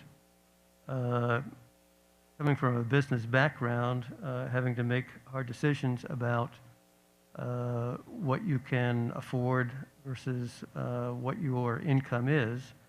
So as it pertains to the Governor Wentworth School District, if you have declining students and you need to decide whether to have the same kind of outlays that you did in prior years when your enrollments were much larger. So dealing with declining enrollments, you need to examine all aspects of how it affects the students, but at the same time having a realistic budget that reflects those declining enrollments. Jason? So we're seeing this across the state, declining enrollments. One of the toughest part about declining enrollments is that it's spread out across your grade levels. So you can't look at it as potentially closing a school or reducing staff. That's the really tough part about it. You're not losing, 100 12th graders. And the size of this district makes it really difficult to start closing schools. I think you need to look at it, and you need to be fiscally responsible to the community, but not to the detriment of your students' learning. As the state looks for better ways to fund education, hopefully that's figured out in Concord. As of right now, we just don't have that answer. Thank you. So the next question will go to the Police Commission. Candidates, Article 12 was the town budget, roughly $28 million, but it was moved at the deliberative session to add $8,500 for a part-time juvenile resource officer. And there's a fair amount of discussion on that. And the question is it worthwhile to have a part-time juvenile resource officer to basically help children transition from high school to jobs or high school to college and rather than to jail? Others felt that that function was covered by the county attorney or the Wolfeboro prosecutor's office, and it was an unnecessary expense. So the question to you is, are you in favor of adding a juvenile resource officer to the budget? I don't remember who was up next. Looks like it's Sean. Thanks, Randy. I did get to see the warrant article. I did familiarize myself with it and have given it some thought. I'm familiar with agencies that do not have such a position and seem to do quite well. And I've also seen agencies that utilize that type of position and also benefit quite well. I think when you look how juvenile justice, if you will, is processed in the state, it's very unique. It requires an extra level of education, and it's very, very important. I mean, if you think about who you're dealing with a child that's involved in the system at a young age and how he and her, will turn out later, as some, basis based on how they're treated, within the juvenile justice system. So I like the idea of it. I think it's something that I would be very interested in taking a keen look at. I can see the benefits of it. I know that the juvenile justice system, whoever is involved in the police department, it's very time consuming. Like in an adult court, when someone might go to court twice, like say for an arraignment and a trial, a juvenile that's brought before the criminal justice system will go 3, 4, 5, 6, or 6 times before the case is finally disposed of. So I see that having someone on a part-time basis that could be utilized in that capacity would alleviate our prosecutor from attending those hearings and having someone that has a little more expertise dealing with something that's very, very important. So I believe if done correctly, and I have confidence in the chief that he would, implement that correctly, it would be beneficial. And Tom? I believe strongly that the school resource officer as well as the juvenile prosecutor positions are critical. Trying to make sure that we encourage our youth to respect and actually to really understand what the police department function is. They're their friends, not their enemies. The amount of time that it takes to adjudicate one of these cases, I'm not sure the county is totally up for the job alone. And having somebody within the community, close to the community, I think is critical to,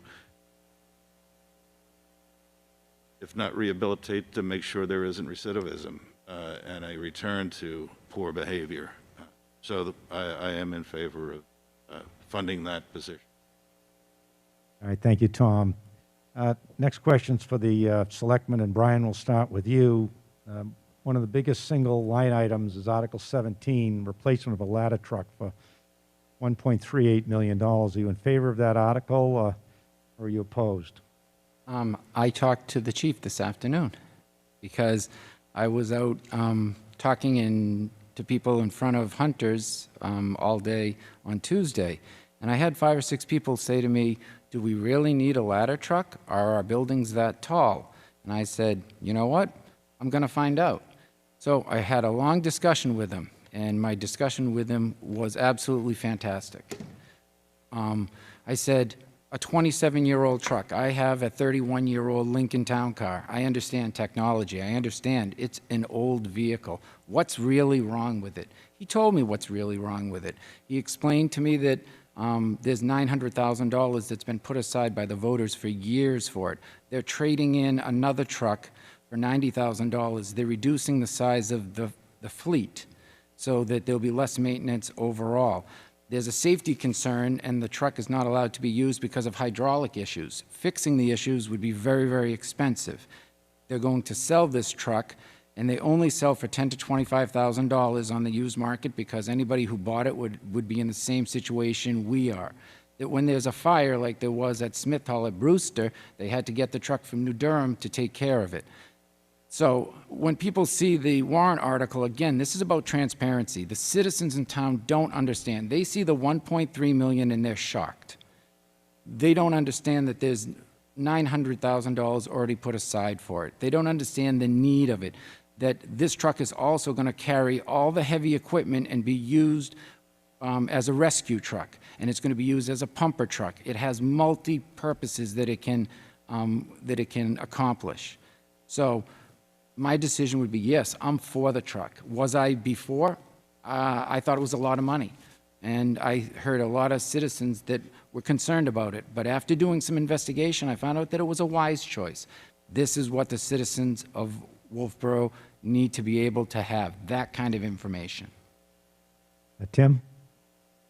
The 2019 capital improvement plan, the fire department came in and explained exactly what you just said, which was not broadcast to all the folks in town, but when you look at a piece of equipment like that they've been saving for years, and your house is on fire, you're going to think that's the best piece of equipment the town ever purchased. And the fact that they've been accruing money for it, I have no issue with that whatsoever. I think they need it. Audrey?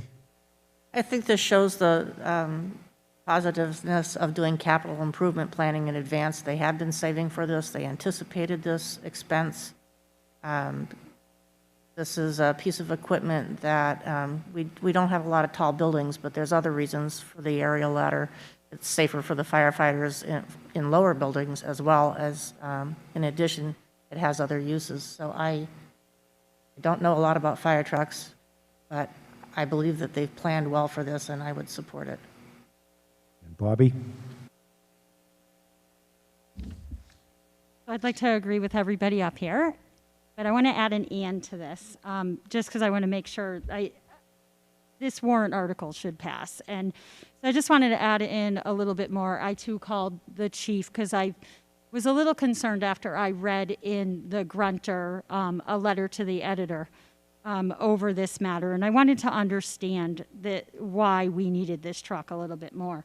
So I want to add in here that without this truck, we're still looking at potentially having to buy another truck, a rescue truck, for $600,000.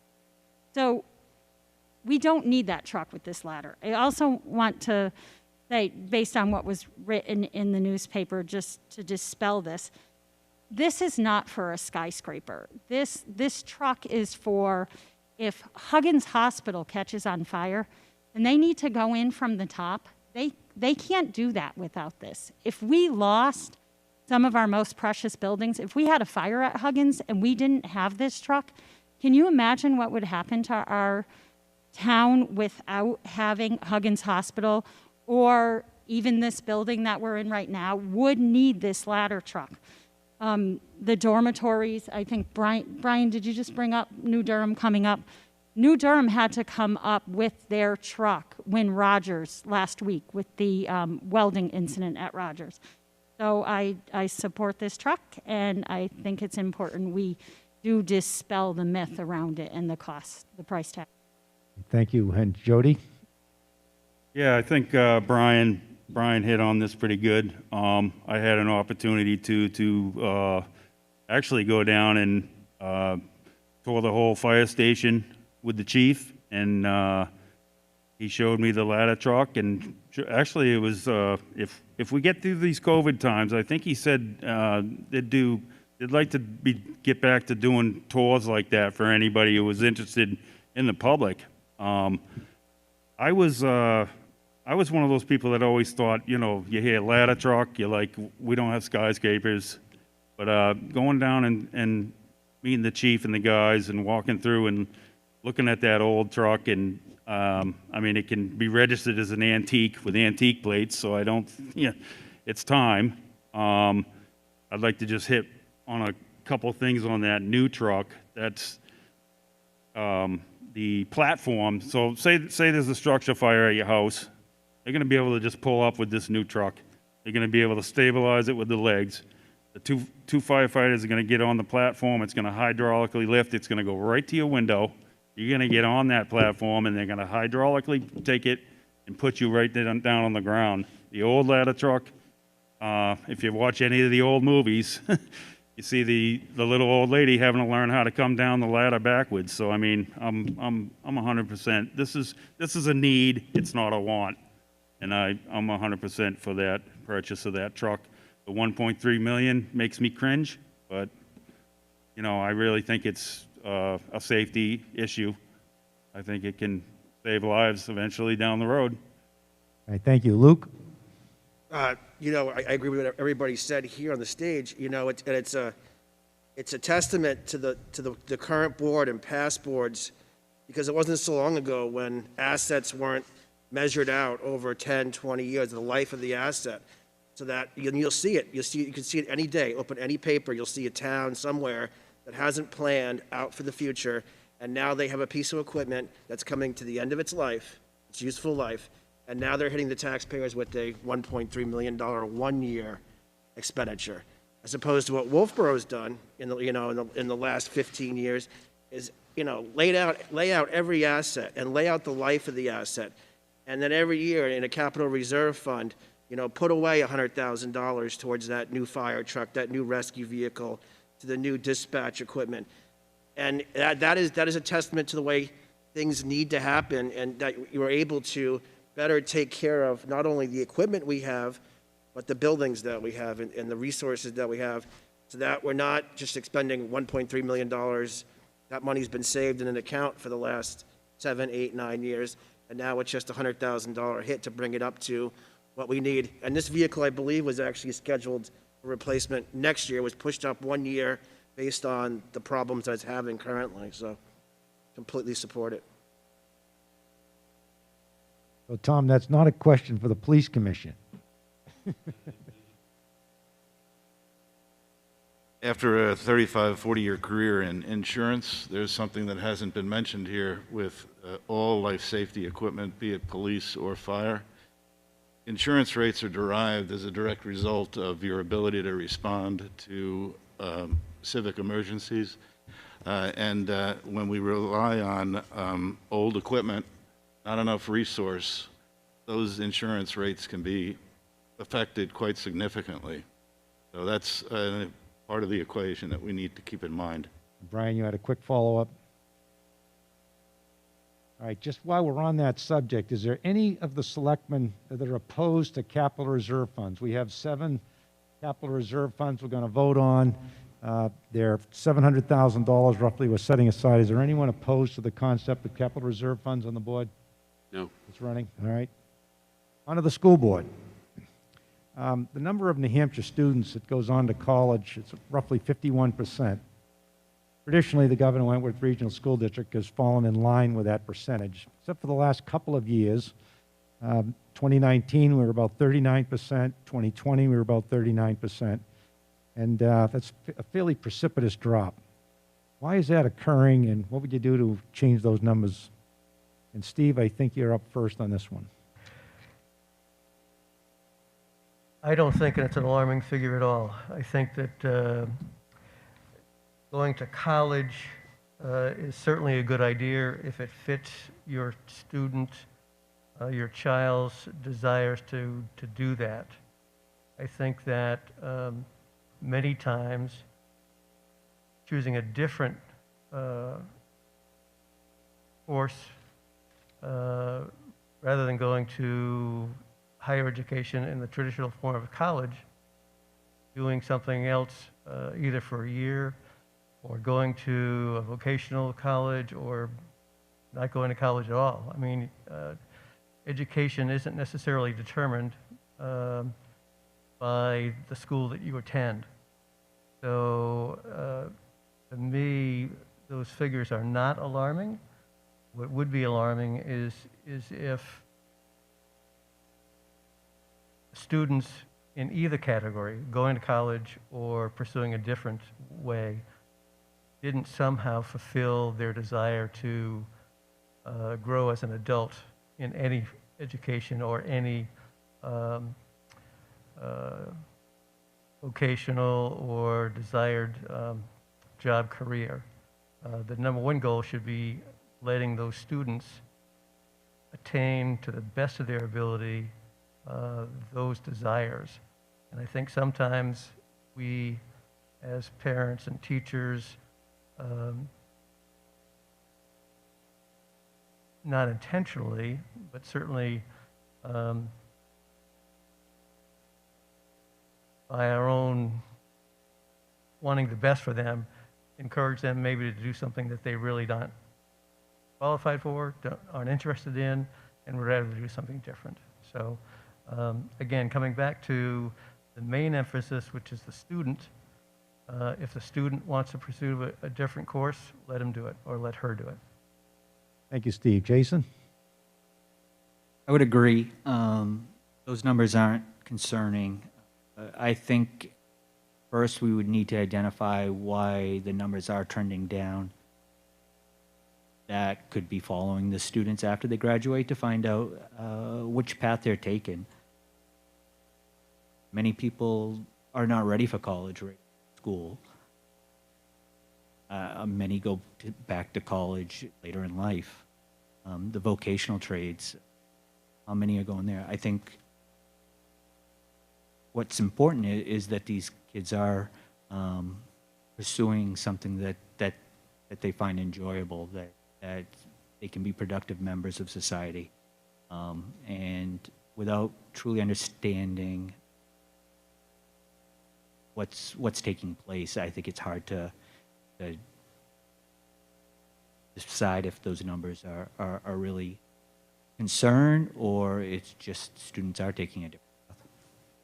Thank you. And Stephanie? Yeah, I'm the college student up here, so I think the why is always a really important question to ask.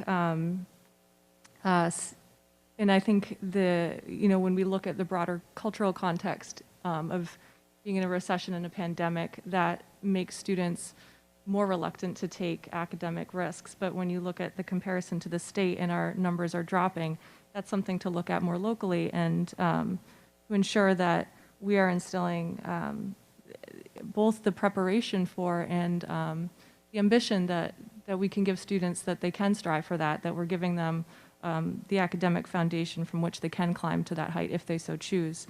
Most importantly, I think every student individually needs to have a plan for some type of post-secondary either employment or training or certificate or higher education. But I think that our district has a lot to do academically to bring our students up in terms of academic rigor and success. In a pandemic, I don't think that's the time to focus on that, actually. I think that more importantly, we need to worry about students' mental health and making sure that they're safe and adjusting. But long term, I would really like to see, and I strongly support, a raising of the academics and the rigor in our district, and really promoting a culture that higher education is possible for every student who wants it. I was the first person in my family to go to college. I came from a really poor family, and public education has given me every opportunity I've had in life, and I think that every student should have the opportunity and the motivation to pursue college if they should choose that path. Thank you. We have about 10 or 15 minutes left of questions, and if each of you spends 1 minute, that'll get us about to closing. Well, I just have a couple of follow-up questions. Onto the Police Commission. Nationally, there's been discussion about defunding police departments and reorienting resources. And those national problems don't exist here in Wolfeboro, but are there areas that you think there should be a reorientation of resources? Sean, I think you were up. Yes, thank you. I do. Naturally, like everyone else, I've had a keen eye towards what's been happening nationally for the last 12 to 24 months. I think anyone that has a soul would sit back and look at when a group of people feel like they're disenfranchised for any reason. It's cause for concern for all of us, and certainly in this circumstance that we find ourselves in now. So the question is, what do we do about it? And I think, when I look at law enforcement is something that, it has to change and evolve constantly based on what's in front of it, what the need of a community is. And this is no different, and probably more important than ever before. So right now, it's very important that we review every aspect of how we distribute law enforcement and justice in our society and make changes as necessary. And what are those changes? I mean, they're vastly different here than they would be in, say, Oakland, California, or Houston, Texas, or San Francisco. So that's something I feel strongly about that needs to be addressed at the local level. I trust myself and my neighbors can, study those issues and make the changes that are necessary. I strongly support that back in June of this year, Governor Sununu formed a commission, the New Hampshire Commission on Law Enforcement Accountability and Transparency. That's made up by lawyers, judges, law enforcement professionals, clergy, citizens, members of the ACLU. And I had a chance, it's still in draft form. It hasn't been submitted to the governor yet for release, but I had a chance to review it recently. And there's many things on there that would be very beneficial to make sure that we meet the current need of society as we find ourselves in now. I know Tom mentioned earlier about body cameras. That's a great tool that really protects the officer more than causes harm. A lot of people think that's something that, it would harm. That's absolutely not true. It would protect, us, and also protects, the officer. And there's, many other things. I'm a big proponent of a campaign like something like Say No to Drugs. I think is one thing that hasn't been addressed, where, we need to educate our kids. We need to educate society that, you need to submit to arrest. You need to listen. I tell my kids, when you stop by the police, listen to what they're asking you to do, and do exactly what they tell you to do. If you are wronged, we'll deal with it later. That's not the time to do it. I think something like that would be very beneficial, and a litany of other things. And so I look with great interest on the release of that report, and I've talked to Chief Rondo about it at great length recently. And I know he feels the same way I do, that he's looking forward to that and implementing any changes on, say, best practices on investigating complaints and best practices in the disposition of those complaints. I know we all look forward to that. Tom? We are fortunate that we have as good a police department as we have, and as engaged a community as we have. Between the citizens and the department and the officers. They all care. I know that for a fact. As you say, Dean, keenly interested in knowing the outcome of the analysis going on at state government and implementing on that. Defunding is not the answer. Better training, resource allocation, and again, bringing the community into the entire process of working with the police department is imperative. All right, and then for the selectmen, sort of the same type of question. Our budget this year is about $28 million. Are you in favor of the budget as proposed? The particular line items that you think should be up or down, or any areas that you think the town should redirect its focus? And Tim, we'll start with you. I looked at it, it's the same as last year, or very close, and I have no issue with it whatsoever. And Audrey? Yes, I think it's a responsible budget, and I'm in favor of it. And Bobby? So the budget is an issue that I think many of us in the room probably him and haw over. I will say I'm in favor of the budget, but I want to add a caveat to that. I think in the future, we need to do a much better job laying out how we tell our citizens what's in the budget. I'm actually someone who is fiscally astute, and when I go through the budget, I can't tell what someone's making, what someone's getting paid, what departments are absorbing which of the salaries, how things are coming out. I mean, I recently just found out that our plows are making $18 an hour, our people who are plowing our roads. If that's something in the budget that we can increase maybe on that line item, then sure, most of us would say, let's pay our plows more money. But we don't actually know what people are making and what people are doing. So what I've looked at of the budget, yes, I agree, but I think we need to do a better job letting our citizens know what we're actually approving. Thank you. Jody? Yeah, I think the budget is just wild. I mean, it's up there. I just think there's a lot of things in the budget, I mean, that should have been worked on more. There could have been a lot of costs cut.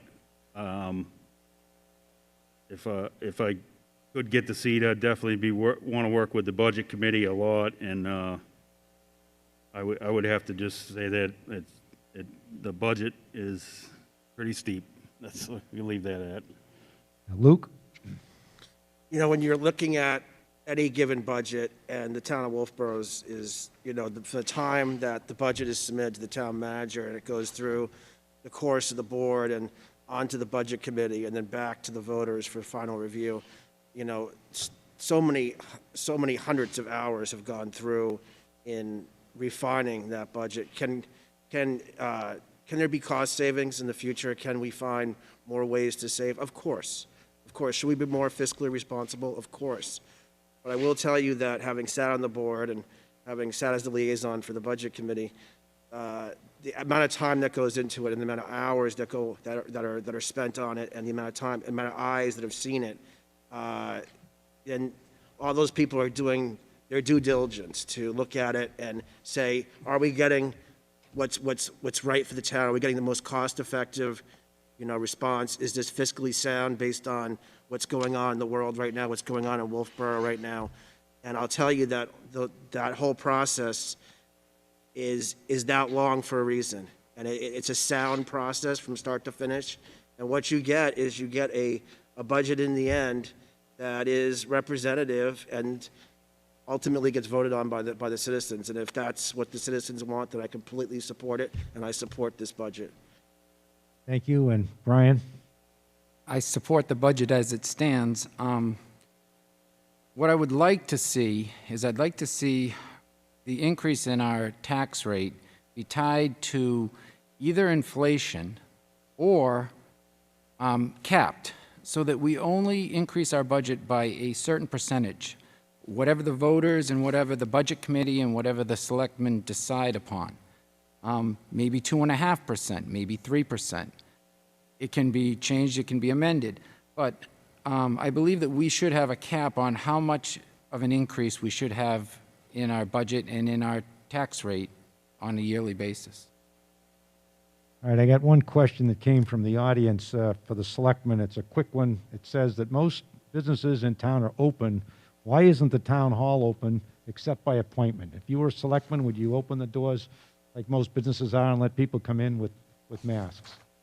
Why don't we start with you, and we'll go right down the line. So, Bobby? So I think sitting on a board of selectmen,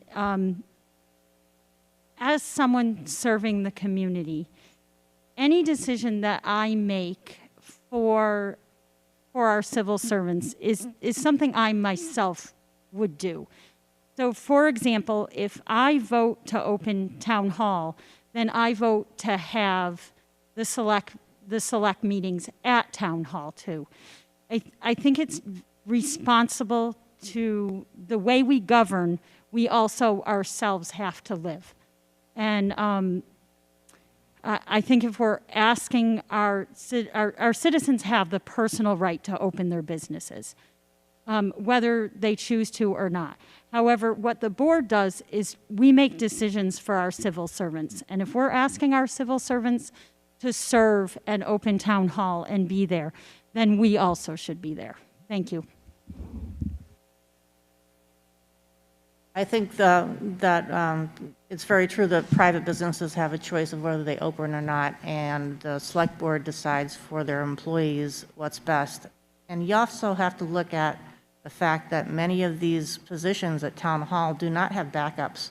If somebody was even shown to be around somebody who tested positive, they're out for 2 weeks. If the town clerk's out, if the code enforcement officer is out, we really can't take that chance with the limited number of people in their positions, never mind the health risks. It's just not functional otherwise. Thank you. Tim?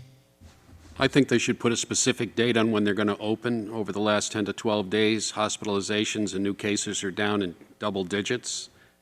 Johnson & Johnson is just about ready to release, get approval to release 100 million doses of a one-shot vaccine that they suspect could come out by the end of March. People that are 65 or older right now are able to sign up for it. People that are under that are going to start in April. So if you pick like a May 1st deadline, I think that would probably be something that you could look at. And Brian? The Washington Post and Wall Street Journal just said that there are variants coming out and they expect a spike in 2 to 3 weeks. So it depends on who you listen to. There's so much information, misinformation out there. The Johnson & Johnson vaccine is only 70% effective, but they think over the long term it will be better and you will be able to get a second shot, a booster down the road, but they haven't figured that out exactly. I work at the Carpenter School. I'm there every day. I work with a special ed student. We do our best to stay a 6-year-old 6 feet apart. I've been there since after Christmas, 5 days a week. We have procedures in place. We have students wearing masks and shields on their desk.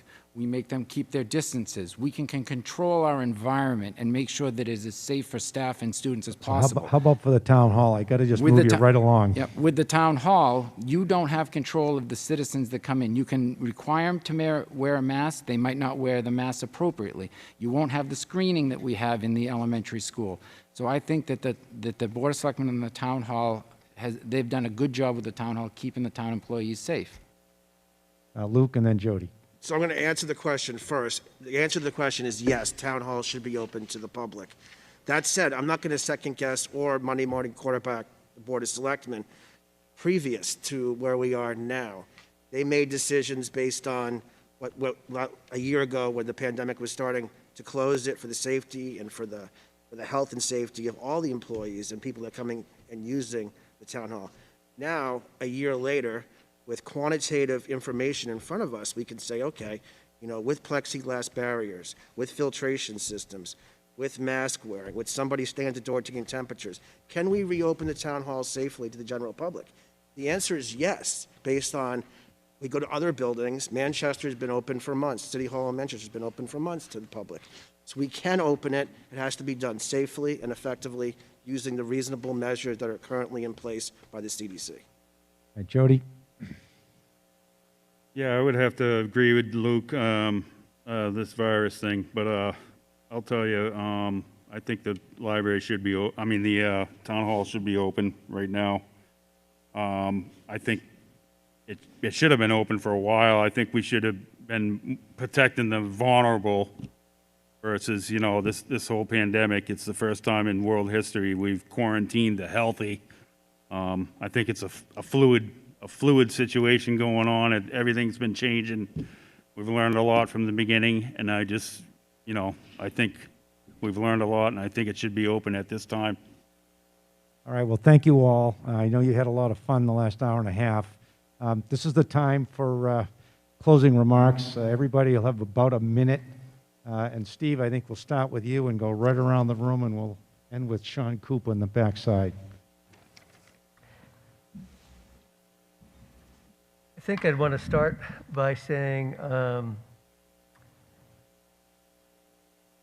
going back to the 51%, dropping down to 39% going to college. And looking at education versus expense. When I graduated from University of New Hampshire in '74, a long time ago, college education was affordable. We took out loans, got summer jobs, things like that. Now the education is so expensive. If you're going to BU or UNH again, you're looking at anywhere, even in state, you're looking anywhere from $45,000 conservatively to much higher. I think it's 65 is what BU is, or BC. So it's important to remember with education what you're going to get when you get out of when you graduate from that school. If you're going to graduate from that school with without any kind of learned skill or learned thinking process that will help you in your career, what's the point? Education, whether it's the vehicle is college or education where it's trades or education where it's something else, if it's the pursuit of the student and it's cost effective, that would be the most important thing that I would want to analyze.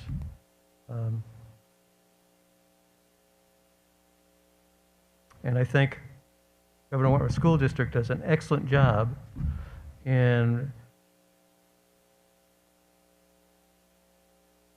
having each student analyze what they want to do, and their curricula is excellent here, and they're certainly open to pursue any avenue that they want to pursue. Thanks, Steve. Stephanie? Thank you, Randy. I would be so honored to serve our district as the school board rep from New Durham. And in that capacity, I would make 4 commitments to all of you. I would commit myself to work collaboratively with all of the other board members, to listen to all stakeholders and to consider really diverse perspectives, and to ground decisions in data and informed by education research. And through this pandemic and beyond, to be a tireless advocate for students' social, emotional, mental health, and the long-term academic success of all students in this district. Thank you. Thank you. Jason? Thank you. So the communities of Governor Wentworth have 2 experienced educators for the New Durham School Board seat. I'd like to just highlight quickly my experiences that I feel will make me a great choice for school board. I've been a classroom teacher, I've been a building administrator, and I've been a district administrator. I still work in a school district and have a view into the classroom on a daily basis. I think that gives me a unique view to make decisions that are ultimately going to affect our educators and our students. I've built responsible budgets, responsible both to our students and to the taxpayers. I've always felt that you have to be fair to both. Policy development and implementation. I've developed policy and I've implemented. As a school board member, you're approving policy, and I believe that I have an understanding of how that's going to affect our schools. As your school board member, my responsibilities are to support the learners and educators, listen to the community, and ensure transparency. I'd like to thank the Chamber of Commerce for tonight. Thank you. Thank you, Jason. And Bobby? So, state law describes the job of a board of selectmen member, to manage the prudential affairs of the town.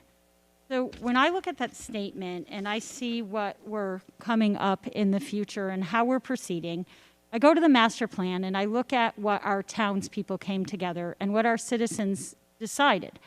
And ultimately, it will be my job to listen to what our citizens need, but to also take that fiscal responsibility to make sure that our small businesses can thrive, our families can thrive, and even our visitors who come here can thrive so they can keep coming back. So given that, I think focusing on the master plan and looking what our town needs, and then being someone who is willing to actually reach out and talk to other people, to understand that our civil servants are actually the ones serving us, and how can we help them do their jobs? How can we help the police department get that extra cruiser if that's what they need? How can we help Christine Collins in the recreation department not get so bogged down with maybe this cemetery and instead be able to give us lifeguards on the beaches? So I think it's important taking on that role, that the role isn't just sort of dispensing a budget, but it's bringing our town together, bringing our civil servants together with our small businesses, looking after everybody. So I guess that's why I'm running. Thank you. I'd like to thank Mary and thank you, Randy, for the evening. Thank you. Thank you, Bobby, and Audrey, you're up. Yes, as I stated in the beginning, I think one of the big picture items is communication with the citizens and between the citizens on committees and getting that information out on all of these subjects that comes down to the same issue, and that is being able to talk about the issues, have the information available, being able to upgrade our, IT systems so that people can access it readily and become involved in committees and give us their feedback. And from there, we can move forward with determining what the best options are. We didn't touch on a couple of my most favorite things, and that has to do with planning and zoning. I'm very concerned about affordable housing. I think that's going to be something that's critical in the next 10 years, and that's important for our small businesses, for the owners of the small businesses, and for the employees that they need. So I think that's one subject that I'm very interested in. And as well as the economy, I think our traffic and parking is another large issue that I think we need to spend some time on. In my background of owning a small business in Wolfeboro for 15 years and also working in a municipality for 15 years, I think I can bring you what you need on the Board of Selectmen. So I ask for your vote. Thank you, Audrey. Tim? Well, my wife Susan and I moved up here in 2016. My daughters Jennifer and Ashley, their husbands Ryan and Brian, my granddaughters Kelsey and Olivia, they love coming up here. And even when my daughter got married, she said, "I want to get married in your backyard." When I asked why, she said, "It's home." And that's what I consider this place is home. And working up here and with all the different committee assignments and volunteering, when you're doing that for the town that you call home, is a really satisfying thing. So I ask for your 2 votes for the Zoning Board of Adjustment and the Board of Selectmen, and I'll give you 100% of what I have. Thank you. Tim, since you're running uncontested on the zoning board, I suspect victory in that regard. Brian? Okay, I believe that Wolfeboro has done a fantastic job over the years. I remember coming up when I was a little boy and how beautiful Wolfeboro is. I raised my family here, and Wolfeboro is still one of the most beautiful places in the world. We can spend time other places, and the feeling you get when you drive through downtown coming home is just, I'm home. I believe that we need to stay fiscally responsible. We need to cap our taxes and not let them run wild. I've seen a demographic shift in young families as I've been in the school department the last 12 years, working at the Carpenter School. I see a lot more struggling families, a lot more that don't have a good, solid living wage. I think we need to support our businesses in town so that they can supply a living wage to the young families. We want to keep the young families here. Wolfeboro has the second or first oldest population in the state of New Hampshire for all towns. We need families here to keep Wolfeboro what it was 25 years ago and what it will be 25 years from now. I hope that you vote for me. I will do my best job to monitor every dollar spent, make sure that it's value added for every single citizen in town. Thank you very much. Thank you, Brian. Luke? Thank you, Randy, and thank you, Mary, and the Chamber for having this event. And it's exciting to see 6 people running for the board. It was an honor and a privilege to have served before. I'm asking for your vote again. We live in a beautiful place, and we're up here debating issues tonight that are issues in front of the town. And it looks like we're coming out, hopefully, of the dark winter of this pandemic, and we'll be moving into new days ahead, new positive days ahead for all of us. And I've always enjoyed serving the town. I've always enjoyed living. I chose to come back here and live in Wolfeboro and run my business here and call it home. It's a very special place. And like everyone else has said, there is a certain feeling of home. And, I've lived in various places across the country, and I always come back to Wolfeboro. And it's because of the people. When you look out into the audience and you can identify, even behind those masks, 80% of you guys, even with these bright lights on us, we are neighbors. It's not just, we're not just voters, not just, you're our neighbors, and we're neighbors to each other, and I know most of you by name. And it's a special place to live. I'm honored to have served, and I would really greatly appreciate your support, your vote. Thank you. Thank you, Luke. Jody? I'd like to bring a new perspective and well, over the years I've been friends with some of the wealthiest people in this town, and I've been friends with the poorest people in this town. And I just feel like with everything that's going on in the world right now, with this COVID and everything, we need to, like I was talking earlier about needs and wants, I think there's a lot more to Wolfeboro than just the downtown area. I think we need to preserve our history in town, and I think I want to be a voice for all the people in town. And I really think we need to work on the needs of Wolfeboro, or like infrastructure, maintenance, roads, and we need to put the brakes on the unnecessary spending in projects at this time. I really think we got to concentrate on the needs of Wolfeboro, and I look forward to hopefully getting your vote so I could work towards being a voice for all the residents and try to get a handle on things, because I don't want to talk doom and gloom, but we don't know what's coming down the road here, and I really think we need to work on the infrastructure and put the brakes on the wants and the unnecessary projects in town. And please vote for me. Thanks. Thank you, Jody. Tom?